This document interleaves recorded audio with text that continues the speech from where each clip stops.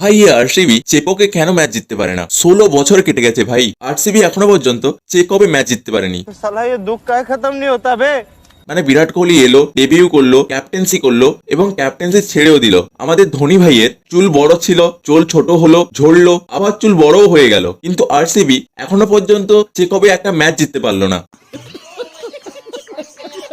চলো ভাই কালকের ম্যাচের কথা বলি। ব্যাঙ্গালুরু প্রথমে টস জেতে এবং ব্যাটিং করার সিদ্ধান্ত নেয়। ওবি এমন একটা গ্রাউন্ডে যেখানে 2008-এর পরে চেন্নাইয়ের সাথে ব্যাঙ্গালুরু জিততে পারেনি এবং ক্যাপ্টেন ফ্যাফ বাইর থেকে ডিসাইড করে এসেছিল যে এসেই 4-এর ঝড় তুলবে এবং এমন ঝড় তুললো যে বিরাট কোহলিকে স্ট্রাইকই দিচ্ছিল না, কিন্তু 35-এর স্কোরে যখন মুস্তাফিজুরকে তার উইকেটটা দেয়, এটাই ছিল গেমের চেঞ্জিং পয়েন্ট। রজত পাটিদারের টেস্টের ফর্ম আইপিএল এও পিছু ছাড়ছে না এবং কোহলি আর ক্যামেরন গ্রিনও মুস্তাফিজুরের শিকার হয় এবং তার মধ্যে ম্যাক্সওয়েলের উইকেটও দীপক চাহার নিয়ে যায় এবং মিডিলে মনে হয়েছিল 150 করতেও বেঙ্গালুরুর সার্চটা ফুলে যাবে। কিন্তু জানি না এটা কেমন হয়, যখন টি20 ওয়ার্ল্ড কাপ আসতে থাকে তখন দীনেশ কার্তিক নিজে থেকেই ফর্মে চলে আসে। দীনেশ কার্তিক অনেস রাওয়াতের সাথে মিলে একটা বড় পার্টনারশিপ তৈরি করে এবং বেঙ্গালুরু টিমকে শুধু রিকভারি করায়নি, একটা উইনিং টোটালে নিয়ে এসে দাঁড় করায়। কিন্তু এই টার্গেটও বেঙ্গালুরু ডিফেন্ড করতে পারেনি। मुझे मारो मारो नहीं, ये मजाक हो रहा है। एक सेकंड यार, मजाक हो रहा है।